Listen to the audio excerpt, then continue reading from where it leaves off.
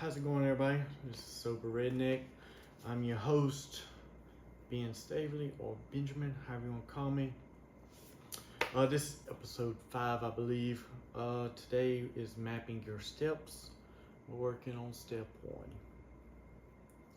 So yeah, I explained today's episode is about how I'm going to go through this book. I got this wonderful binder here. It's called Mapping Your Steps, 12-Step Guide Maps. It was developed by Tiffany L. Sia, PhD, Donald F. something, PhD, and Sandra M. Dees, PhD. It's very good work. I would suggest looking them up and working it. I'm going to try doing this every week, possibly. Trying to build more on recovery. And yeah, we'll see how that goes. Alright, so mapping your steps, the 12-step guide. So I'm gonna give a quick little overview. This is the binder. I got it from the rehab or the program I went to. I went and seen them this week, and it was pretty good. I enjoyed it, visiting with them and talking with them, and they gave me this book because they like what I'm doing, and we're gonna just go through it. So the first thing is it has the Serenity Prayer. If you don't know the Serenity Prayer, I'll say it real quick.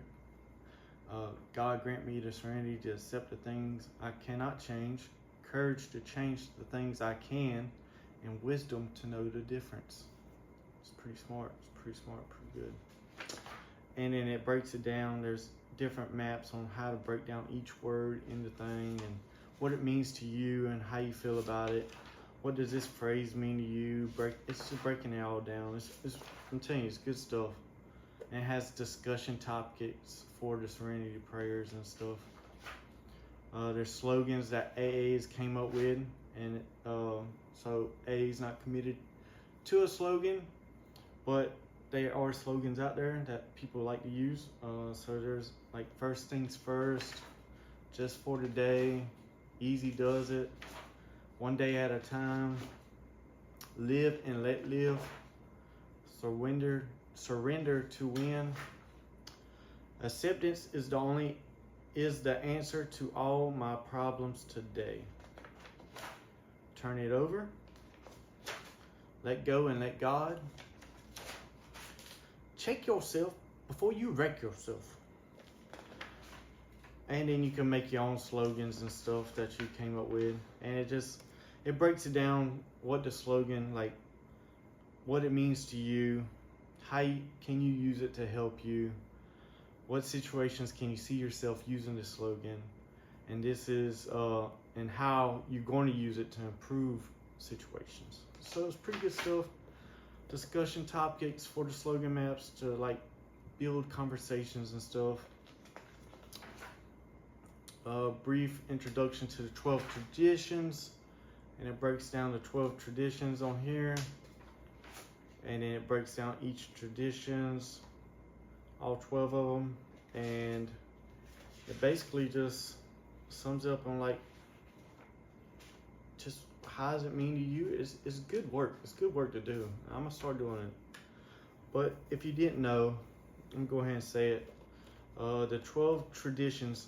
This is a brief overview of it. Well, there's 12 of them, and we'll go through each one of them, and hopefully throughout this podcast we could go explore more of these traditions. Tradition 1, must live so we don't die. 2, God is boss. 3, if you want to stop drinking, you can join. 4, each group is on its own. 5, must carry message to others still suffering. 6, money is not the issue. 7, each group pay its own way. 8, no professional control. 9, no large organization.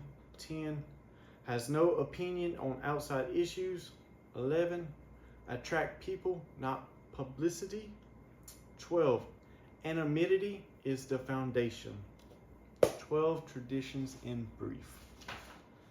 Alright, so let's get on today's topic today. Today's topic is step 1, And before I go into that, I'm going to give you a brief history of the 12 steps.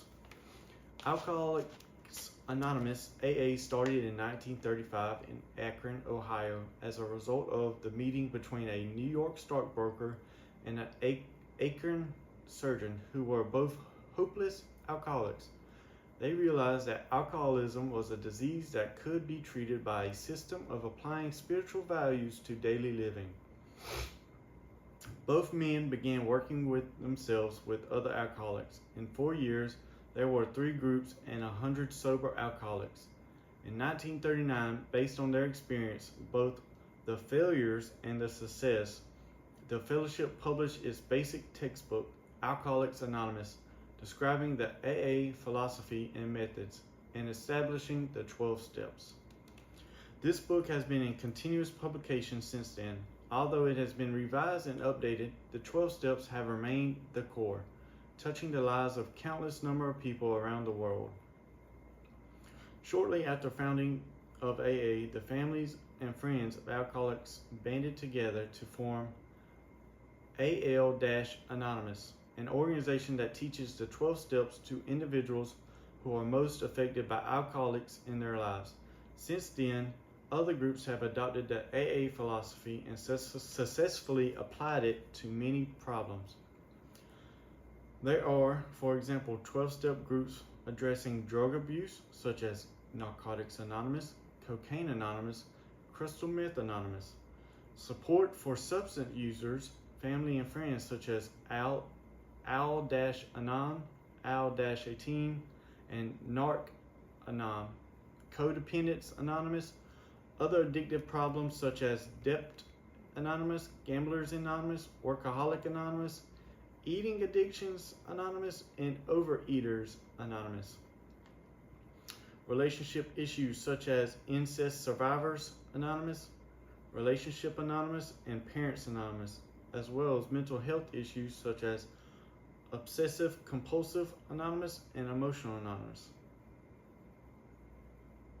Wow, there's different anonymous out there, guys. If you have in trouble with something, just search it. I bet you could find it. That's enough for that. Alright, so the 12 steps. I'm gonna read the 12 steps real quick. I wish I had my pen, so I didn't write in my stuff here on this page.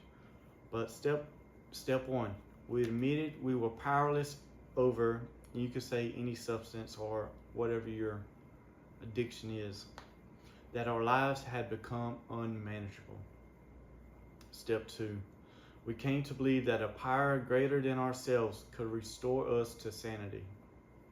Step 3, we made a decision to turn our will and our lives over to the care of God as we understand Him. Step 4, we made a searching and fearless moral inventory of ourselves. Step 5, we admitted to God, ourselves, and to another human being the exact nature of our wrongs.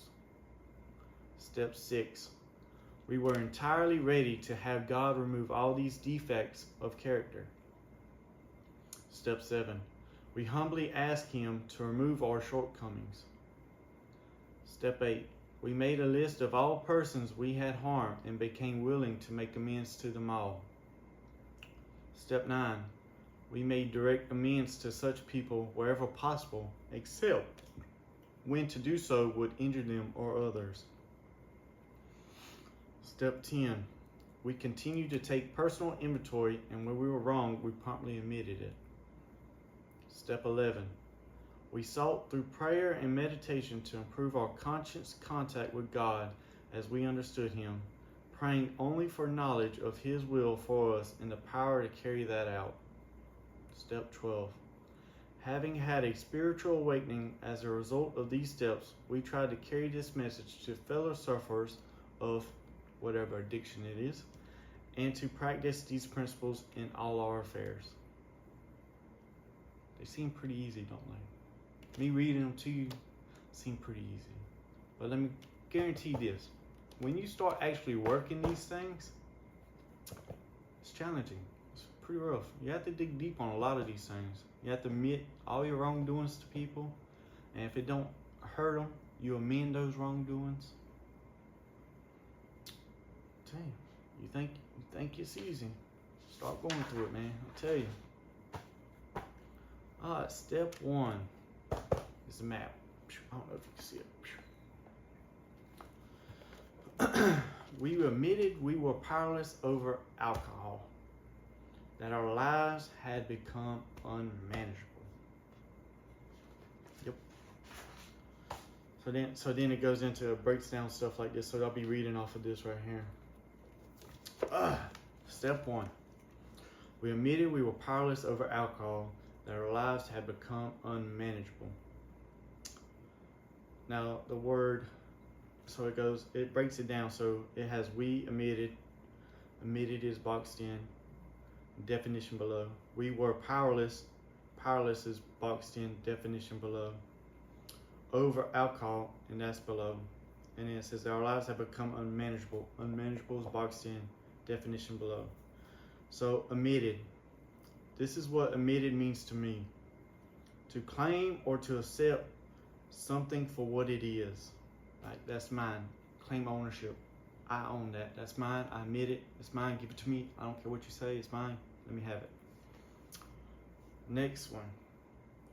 This is what powerless means to me. I have no control over it.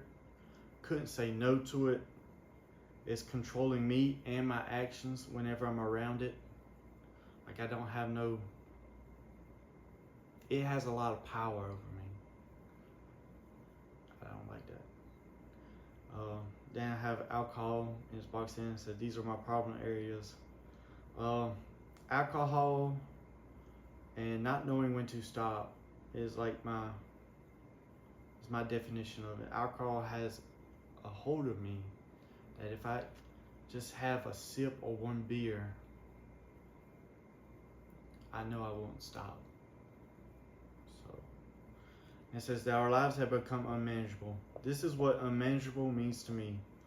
Means nothing else matters to me besides drinking. Either it be financial, relationship, or casual drinking. It didn't matter. I just wanted to drink. I never drank at work, but I couldn't wait to get off work to drink. Being reckless, taking high-risk choices. And that's like doing stuff that's cause me harm, not beneficial to me or my health, putting myself in positions to where I have to explain myself in order to get out of something, all these other things. That was step 1, map 1 of 4. Map 2 of 4. We admitted we were powerless over alcohol and that our lives had become unmanageable. We were powerless over alcohol. And it says, this is what this phrase means to me. No control over myself or actions when I have a beer. I just won't stop after just one. It means it had control of me. It was powering me. It had power over me. Here are some times that let me know that I am powerless. So going out for just one beer and never making it back to my room, went missing, everybody looking for me, spending $300-400 a weekend in a bar, drinking a whole 15-pack in a day, working in the yard. When I'm not working, just waking up, first thing I grab is a beer and start drinking it. If I didn't have nothing going on for that day, or if I did have something going on at the house, I would grab a beer in the morning and start drinking. This is how being powerless makes me feel: guilty, ashamed, regretful, and depressed.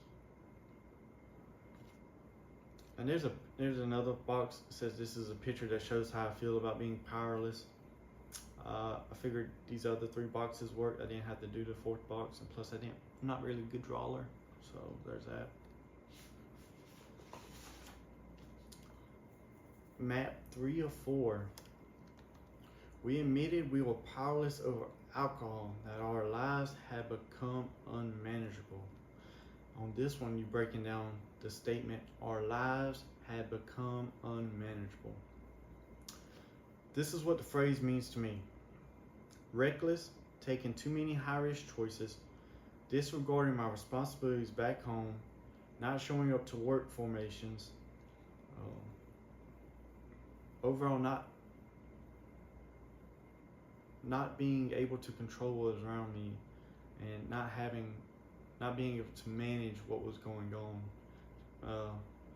There are some ways in which my life is unmanageable, or there are some ways examples of there are some ways in which my life is unmanageable. Staying out all night, not showing up to morning formations, spending all my money, being reckless, disregard for anybody else and myself, basically. This is how I feel when my life is unmanageable. Like I'm not in control. And I get it. You're not going to be in control of everything in your life, but you can control your actions in your life and situations. I get that now. Depressed, guilt, shame, regretful, anxious. And it's a picture. I'm going to go to the next one. Step 4 of 4. Map 4 of 4. Step 1. We admitted we were powerless over alcohol, that our lives had become unmanageable. And this is breaking down that whole step on how you interpret it. This is how I would say this in my own words. We have no control over ourselves and actions when alcohol is involved in our lives. Life is a mess. Seems pretty. In my words, this seems pretty right. I didn't have no control over myself and my actions and other people around me when alcohol was involved. Alcohol was controlling it all. He was the mainstream of the party, you know what I'm saying? And it led into my life is a mess. My life was a mess. Well, it's been a mess for like years until I had that incident and people told me I should go see somebody, and I went through these programs. I'm still going through these programs and AA, and I'm seeing that my life was not good and hasn't been good for a while. And now I'm on to trying to correct that life and be a better person overall in general. So that's how I feel about that. This is who I have admitted my powerless and unmanageability to. My friends, I would say Ryan, Earl, Alan, Rick, Anthony. Anthony's been on the show. Rod or Rodriguez, he's pretty cool. He's going to be on the show later. Him and Rick, I'm going to try getting them two on the show. I really look up to Rick and Rod a lot because they got some pretty good insights and stuff. My friends, Earl and Ryan, they the ones that came looking for me, told me I need a problem, so they were going to drag me up there. Alan, we've been friends for like 6-7 years or even more. He's my dog. He's currently my boss now, after I was his boss first, just shouting that out. But he's, we're cool. We can talk about anything. Co-workers. I went ahead and was straightforward with people when they asked me where have I been. I told them I like joking with them. I said, hey, I was in rehab for crack. And I just leave it as that. Let them ponder about that. But then I brought in my soldiers, and I want to address them before there was rumors, or get ahead, or address the rumors that was already said. And I've been straight up and honest with them and told them if they had problems, I'm here to help. I know things to help them. There's programs out there to help them if they needed it. Speaking of which, Friday we got a new soldier, and he was asking about AA, and someone came to me because they know I put AA out. And I gave him the information, gave him my number, told him to contact me. I gotta put him in the group chat though. Told my wife. Yeah, I told my wife. There's that. This is how I do or will feel about admitting my powerlessness and unmanageability. Empowered, good about my choices, feel good about my health, and everything. Admitting that I was powerless and my life was unmanageable, I feel more empowered now that I'm getting that control back from it. And I feel just overall good about the choices I'm making so far. Some people say, oh, you still making some high risk choices. But I do know myself well enough that whenever I do feel like it's getting to a point where I think about drinking or having an urge or a craving to think, I will leave that situation. I do know that. And let's see. Yeah, and that is it with this. And it goes into step 2, and it breaks it all down. And hopefully each week I'm gonna do different ones. I think I'm gonna alternate, do the 1 week do the 12-step guide, and then the other week do the 12 traditions step breakdown, and then do 1 week do the serenity prayer, and then next week just continue on working through this workbook and getting this information out there so others can see how I perceive things, and so they can have the knowledge, and then they can see that it's okay to talk about these things and put yourself out there in these vulnerable situations. It's very helpful. I'm telling you, it is. I'm telling you. Once again, this is what it's called: Mapping Your Steps, 12-step guide maps, and was developed by these guys. Index cards. So, in our rehab group chat, I mentioned him, Rick. He asked this question in the group chat, and Rick's pretty awesome. He says a lot of good stuff, a lot of advice from him. Like, he had a good question last week. I put it in the episode. This week he came with another one, just in time while I was writing this episode. So, are you ready? Has anyone found themselves wasting time on meaningless things, i.e. doom scrolling, hours of TV, social media, and gaming? Just thinking of how many times I revisit my schedule and how much I don't follow it. How much time I spend and invest on just wasting time. If I were to use my time as currency, how would I spend some of those moments of meaningless with meaning? Sometimes it's good just to scroll or not think and watch TV, but overabundance of it is wasteful. What are some ideas, or how have some of you filled your time with meaning? Similar thoughts and challenges. So if you're out there and you listen to my podcast, either on Apple Podcasts, Spotify, Amazon, or if you watch my YouTube channel, think about that and let me know in the comments what you think about that question, and that I really want to know your opinions, because my opinions on it is so I try to keep myself busy, like coming up with ideas on what's my next episode going to be, going out fishing, walking. I got a car now, so I'll go explore driving around. So that's how I did it.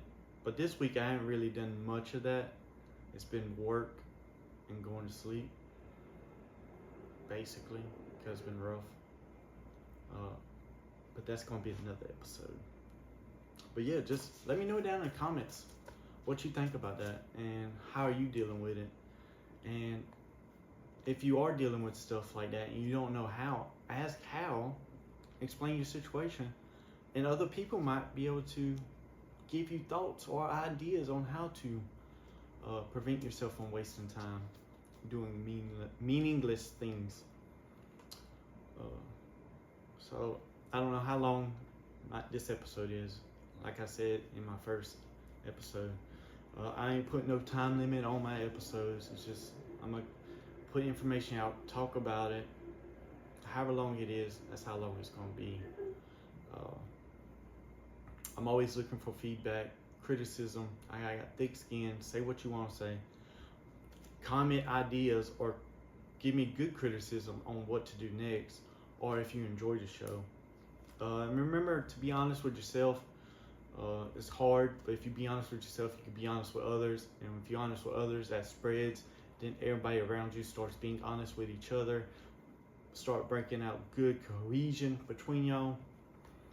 And remember, it is your choice to be sober. Everything you do in life is your choice. You have choices in everything. You might not have control over it, but you have choices on how you manage everything within that situation. Get me? Also, don't forget, reach out to someone. If it's your spouse, your coworker, your friend, your parents, your kids, your siblings, a random person on the street when you're walking by, just reach out to someone, ask them how they're doing. Be genuine when you ask that question. You might save a life that day. With that being said, this is Sober Redneck. I'm your host, Benjamin, and I'm signing off.